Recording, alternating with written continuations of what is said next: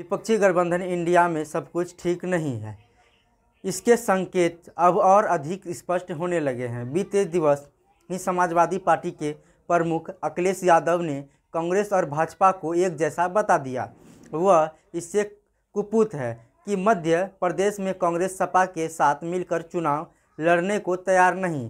वह पहले भी कांग्रेस के रवैये को लेकर अपनी नाराज़गी प्रकट कर चुकी थी, लेकिन फिर ऐसा लगा कि कांग्रेस उन्हें मनाना चाहती है और इसी कारण वह थोड़ा नरम पड़े। लेकिन अब जब यह स्पष्ट हो गया कि कांग्रेस मध्य प्रदेश में उन्हें कई महत्व नहीं देने वाले हैं, तो वहीं फिर उस पर हमला हो गए।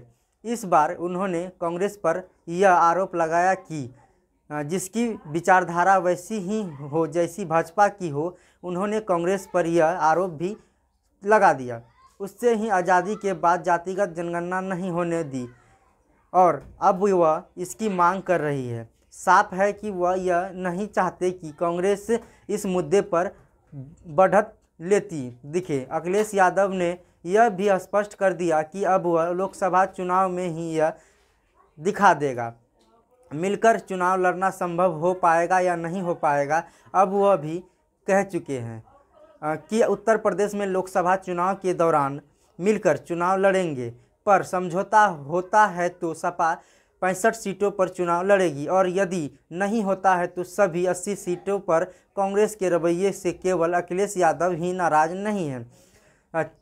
चंद दिन पहले नीतीश कुमार ने भी यह कहकर अपनी नाराज़गी जताई थी कि इंडिया में कोई काम नहीं हो रहा है और कांग्रेस का सारा ध्यान विधानसभा चुनाव पर है। विपक्षी गठबंधन इंडिया में सब कुछ ठीक नहीं है। यह बात रवैये से यह स्पष्ट है कि वह 5 राज्य में चुनाव में इस गठबंधन के घटक दलों को कोई भाव देने को तैयार नहीं है। उसकी राजनीति यह है कि यदि वह राजस्थान, मध्य प्रदेश, छत्तीसगढ़, तेलंगाना और मिजोरम में बेहतर प्रदर्शन करती है तो लोकसभा चुनाव में इंडिया के घटकों से अपनी शर्तों पर समझौता करने में सक्षम हो सकती है।